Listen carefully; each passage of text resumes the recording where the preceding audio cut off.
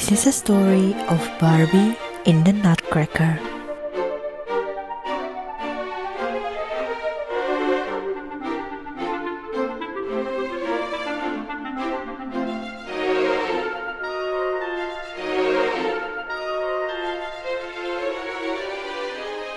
One Christmas Eve, a long time ago, a girl named Clara received a special present from her favorite aunt, a fine wooden nutcracker.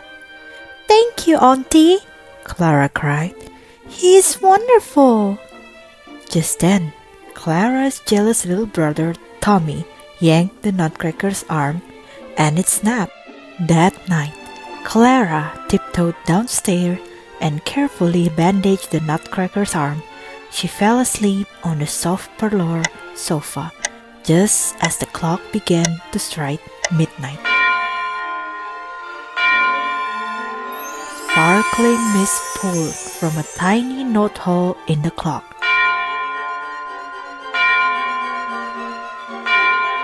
The nutcracker's eyes popped open. He jumped up and raised his sword. Midnight. Clara's eyes fluttered open. She gasped at what she saw. The nutcracker was battling the mice under the Christmas tree. Clara tried to help, but the Mouse King cast a spell on her, and she began to shrink until she was as small as the nutcracker. "Only the Sugar Plum Princess can undo this spell," the nutcracker told her. "I've been searching for the princess ever since the Mouse King turned me into a nutcracker." As he said those words, a magnificent owl flew over Clara and gave her a shiny locket. "When you found the Sugar Plum Princess," he explained, "open the locket and you will return home your normal size." Clara and the nutcracker went in search of the Sugar Plum Princess. They went through the knot hole in the clock, then down a sparkling tunnel that led to a magical land. Snowflakes glittered everywhere, but it was cold. Suddenly, they were surrounded by tiny, dancing creatures. "Those are snow fairies," the nutcracker said. Clara and the nutcracker then discovered a magical horse named Marzipan. As they rode in Marzipan's sleigh, they noticed that all the gingerbread houses were broken. Clara spotted a tiny doll on the ground. "Is this doll yours?" Clara asked a girl dressed in a peppermint stripes. The peppermint girl nodded. "Who did this to your village?" the nutcracker asked her brother, the gingerbread boy. "The Mouse King's army," he answered. "And here they come!" yelled the children. Marzipan quickly raced away, so Clara and her friends had to run from the evil mice. Suddenly, a ladder dropped down from a tree.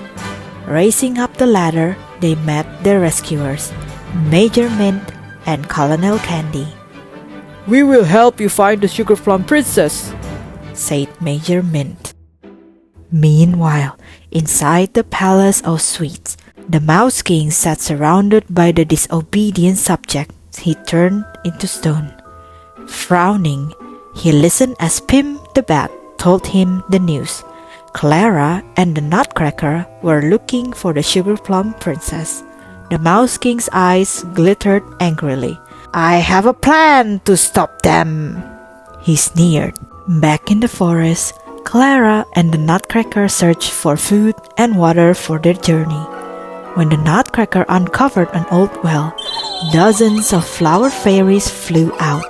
The fairies who'd been trapped by the evil mice danced to thank the nutcracker for setting them free. Filled with delight, Clara joined the fairies' fun. Suddenly, the ground began shaking. The Mouse King had sent a rock giant to attack them. The air filled with snow.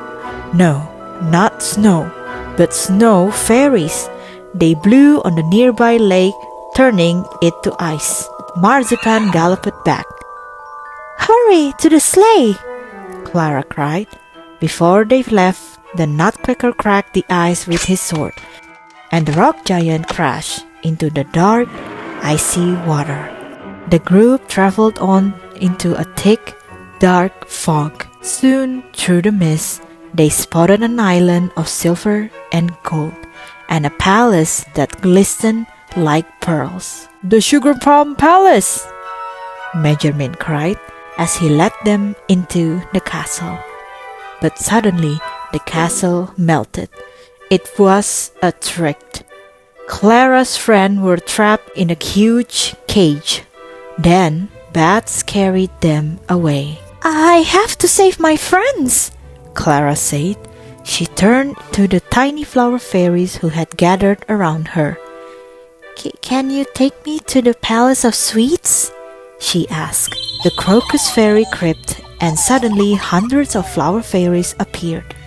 They braided vines into a swing and made a cushion of soft green moss. "Hold on tightly," they told Clara. Then they whisked her off into the sky. When Clara reached the castle, she sneaked inside and saved her friends. The Mouse King was angered by their escape. He aimed his magic scepter at them.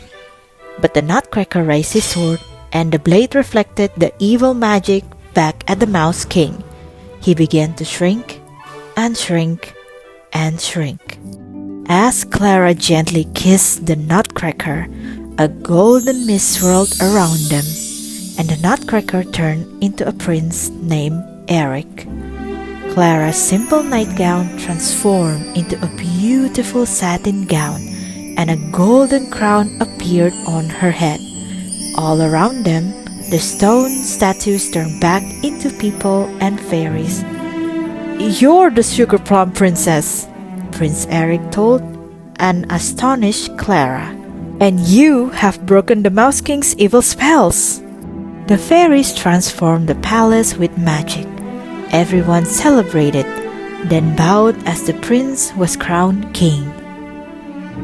"Will you stay and be my queen?" King Eric asked Clara. Clara grasped the locket around her neck. "This was supposed to take me home, but in my heart, I feel I'm already there." Just then, Pim the bat swooped down and stole Clara's locket and handed it to the teeny tiny Mouse King. As he opened it, Clara began to fade away. When Clara awoke, it was Christmas morning. She was back home without her locket, and the Nutcracker had disappeared. She was so sad. She didn't even care that she had to wait for her favorite aunt to arrive before they could open presents. When her aunt finally arrived, she had brought a friend. "I'd like you to meet Eric," she said with a smile. Clara gasped. "It's you, isn't it?" she whispered. Eric smiled and slipped something into the palm of her hand, her missing locket. "May I have the next dance?" he asked. As they danced, Clara felt like a queen in a fairy tale. The